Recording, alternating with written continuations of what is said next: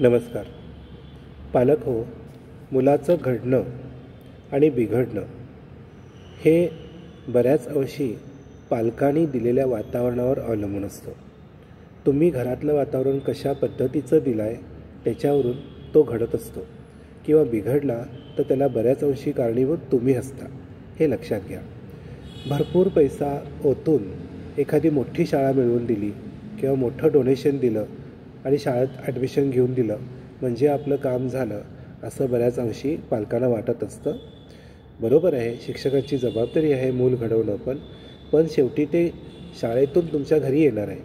घरातलं वातावरणसुद्धा तितकंच पोषक असायला हवं. एक उदाहरण द्यावंसं वाटतं तर जबाबुद्दीन नावाचा मुलगा, त्याचा प्रवास कसा झाला? जबाबुद्दीन ते अतिरेकी जिंदाल असा त्याचा प्रवास झाला. एक अबोल मुलगा इतका का बदलून गेला? तर अशीच काहीतरी कारणं त्याच्या पाठीमागे नक्की असू शकतील. काही वर्षापूर्वी एका शाळेत मी रुजू झालो. शाळेत गेल्यानंतर मला 8वी 9वी 10वीचे वर्ग शिकवण्यासाठी दिले गेले. पहिल्या दिवशी मला मुख्याध्यापिकेने काय सांगावं, सर वर्गात जाताना काठी घेऊन जा. हे विद्यार्थी थोडे उन्हाळ आहेत, दंगेखोर आहेत, त्यामुळे तुम्हाला ते ऐकणार नाहीत. गेल्याबरोबर आधी 2 छड्या द्या, वर्ग शांत करा आणि मग तुम्ही शिकवायला लागा. मला थोडंसं आश्चर्य वाटलं या गोष्टीचं. मी इतर शिक्षकांकडे बघितलं तर प्रत्येक शिक्षकाची एक स्वतंत्र काठी होती. आपापली काठी सांभाळून प्रत्येक शिक्षक वर्गात जात होता. मी वर्गात गेल्यानंतर माझ्या लक्षातही आलं की खरोखरच हे विद्यार्थी कंट्रोलच्या बाहेर गेलेले आहेत. नुसता दंगा, टवाळी करायची, टिंगल टवाळी, शिट्ट्या मारायच्या, ह्या बेंचवरून त्या बेंचकडे जागा बदलायची व धुमाकूळ घालायचा, हे असं वातावरण होतं. शैक्षणिक वातावरण नव्हतंच. मी माझ्या परीनं मुलांवर कंट्रोल आणण्याचा प्रयत्न केला आणि थोड्या दिवसानंतर मला त्याच्यात यश पण यायला लागलं. मी शिकवायला लागलो, मुलं थोडासा प्रतिसाद देत होती. एक विद्यार्थी मात्र काही केल्या ऐकत नव्हता. मी त्याच्याशी बोलायचा प्रयत्न केला. हा मुलगा असा का? कुठल्याही गोष्टीला हा दाद देत नाही. आणि जेव्हा मी त्याच्याशी बोलायला जातो तेव्हा इतर विद्यार्थी फिदी हसतात. हे असं का होतं आहे? असं काय आहे की मी त्याच्याशी बोलल्यानंतर एक हशा पिकतो? मी शोध घ्यायचा प्रयत्न केला. तो विद्यार्थी खूपच बिघडलेला होता आणि जेवणाच्या सुट्टीमध्ये तो विद्यार्थी गायब व्हायचा आणि त्याच्यानंतरचा एखादा पिरियड लेट, उशिरा तो शाळेत यायचा. तू का आलास, कुठं गेला होतास, हे कोणीही त्याला विचारत नव्हतं. मी एक दिवशी चौकशी केल्यानंतर त्या शाळेचे हेड क्लर्क काय म्हणाले, सर ह्या मुलाच्या नादाला तुम्ही लागू नका, तो सुधारणार नाही, पूर्ण वाया गेलेला आहे. तो कुठं जातो, काय करतो आणि केव्हा येतो हे चौकशीही करू नका आणि हे विचारायच्या फंदातही पडू नका. मला तर धक्का बसला ह्या उत्तराने. बऱ्याचशा शिक्षकांचं सुद्धा तेच मत होतं की त्याच्या नादाला लागू नका. असं कसं चालेल? तो पण एक माणूस होता. मी त्याच्याशी बोलायचा प्रयत्न करत होतो पण तो मला दाद देत नव्हता. मी एकदा त्याच्या घरी निरोप पाठवला आणि पालकांना शाळेत येऊन भेटायचं सांगितलं. मला इतर विद्यार्थी काय म्हणाले तर, सर त्याच्या घरातून कोणी येणार नाही किंवा तुमचा निरोप तो घरापर्यंत पोचवणारसुद्धा नाही, इथपर्यंत सांगितलं गेलं मला. म्हणून शेवटी मी त्याच्या घरी गेलो. घरी गेल्यानंतर तो तिथून गायब व्हायचा. असं 2-3दा झालं. शेवटी शेजाऱ्यांनाच माझी दया आली असेल. त्यांनी काय म्हणाले, सर घरी त्याचे वडील आहेत, आई पण आहे, तुम्ही आत जाऊन भेटा. मी आत गेलो. त्याचे वडील म्हणजे कसे तर त्याचे आजोबा वाटावेत अशा वयाचे होते आणि आई म्हणजे एकदम त्या वडिलांची मुलगी वाटावी अशी होती. चर्चेनंतर लक्षात आलं की ह्या मुलाची आई वारलेली होती आणि वडिलांनी दुसरं लग्न केलं होतं, ही ती सावत्र आई. बोलल्यानंतर लक्षात आलं की त्यांना हे मूल नको होतं घरामध्ये. त्यामुळे घरातून त्याच्याकडे खूप दुर्लक्ष केलं जायचं, त्याला हेट केलं जायचं.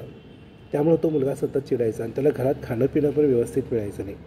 मग काय करायचा हा मुलगा? तर शाळेसमोर एक थिएटर होतं, सिनेमा थिएटर. तिथं हा जायचा, ब्लॅकनी तिकीटं विकायचा आणि त्याच्यावर थोडंसं आपलं उदरनिर्वाह करायचा किंवा शाळा सुटल्यानंतर सुद्धा काही ना काय असे तसे धंदे करून आपलं पोट भरायचा. मला या गोष्टीचं अतिशय वाईट वाटलं आणि शाळेतले विद्यार्थीसुद्धा काय करायचे, त्याला थोडंफार सहाय्य करायचे. दर शुक्रवारी थिएटरमध्ये नवीन चित्रपट लागायचा आणि त्यामुळं काय व्हायचं, गर्दी असायची प्रचंड. त्यामुळं हा आधीचाच एक पिरियड निघून जायचा, 1 पिरियड किंवा 2 पिरियड, आणि मग तिकीट विक्री चांगली व्हायची ब्लॅकनी, याला फायदा पडायचा. मग हा उशिरा यायचा. उशिरा का आलास किंवा कुठं गेला ह्याची चौकशी कोणीच करत नव्हतं शाळेमध्ये. असं कसं? मला फार वाईट वाटलं या गोष्टीचं. फार तऱ्हेनं मी त्याच्याशी बोलायचा प्रयत्न केला, मैत्री करण्याचा प्रयत्न केला, पण त्याला माझी मैत्री नको होती. कारण त्याला कशामुळं दुनियेचा वीट आला होता की काय. मला फक्त भीती वाटली की त्याचा पुन्हा जिंदाल होऊ नये, एवढीच मला भीती वाटायला लागली. नंतर मी ती शाळा सोडली. हा पण मुलगा पासआउट झाला. 10वीची बॅच बाहेर पडली. लक्षात आलं की हा मुलगा पास झाला होता. किती मार्काने ते माहीत नाही. अशीच एक 2-3 वर्ष निघून गेल्यानंतर मी वृत्तपत्र वाचत होतो. वाचता वाचता माझं लक्ष गेलं की अरे हा फोटो कुठंतरी बघितला आहे मी. मग लक्षात आलं की हा फोटो त्याच मुलाचा होता आणि वर लिहिलं होतं की याच्यापासून सावध राहा. धस्स झालं छातीत. अतिशय वाईट वाटलं. कुठं असेल हा मुलगा, काय करत असेल, कुठं असेल. बघा, आजसुद्धा चिंता वाटते त्या मुलाचं काय झालं असेल आयुष्यभरात. आणि ह्याला जबाबदार कोण? घरातलं वातावरण. मूल आपलं असेल, आपल्या नातेवाईकांचं असेल, आपल्या भावाचं असेल, बहिणीचं असेल, त्याला दया दाखवली पाहिजे, त्याला जवळ केलं पाहिजे, एखाद्याचं जीवन आपण घडवलं पाहिजे. काहीतरी कारणानं दुसरं लग्न केलं असेल, पण जे मूल आपलं आहे ते आपलं मानलं पाहिजे. तोसुद्धा आधार आहे. पालक हो, आज काय झालं, आजचे दिवस तरी खूप बदललेत. तुमच्याकडे भरपूर पैसा आहे, तुम्ही मुलाला हवं नको ते देताय, सगळं पुरवताय, पण माया द्यायला कमी पडताय, त्याच्याशी बोलायला कमी पडता, तुम्ही त्याच्याशी संवाद साधत नाही. केवळ शिक्षकांनी मूल घडवावं अशा अपेक्षेनं तुम्ही राहू नका. ही माझी कळकळीची विनंती आहे तुम्हाला. आत्मीयतेनं तुम्हाला मी सांगतो. सगळं दिलात म्हणजे नाही. आज मुलं बाहेर निघून का जात आहेत तुम्हाला टाकून?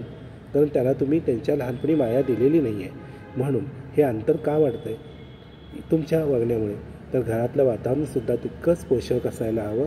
जसं शिक्षकांची जबाबदारी आहे तशीच पालकांची जबाबदारी अत्यंत महत्त्वाची आहे. पालक हो, हा संदेश तुम्ही अनेक पालकांपर्यंत पोचवा. कारण आपल्याला आता पालक घडवायची गरज झालेली आहे. बिघडलेले पालक घडवायचे आहेत. पालकांचं प्रबोधन करण्याची गरज आहे. आता पालकांची शाळा घेण्याची गरज आहे. म्हणून माझा हा छोटासा प्रयत्न. व्हिडिओ आवडलाच असेल तर शेअर करा, सबस्क्राईब करा, लाईक करा आणि तुमच्या पालक मित्रांपर्यंत पोचवा. आपण देश घडवूया, उत्तम नागरिक घडवूया, उत्तम विद्यार्थी घडवूया. म्हणून ही तुम्हाला कळकळीची विनंती. खूप खूप धन्यवाद.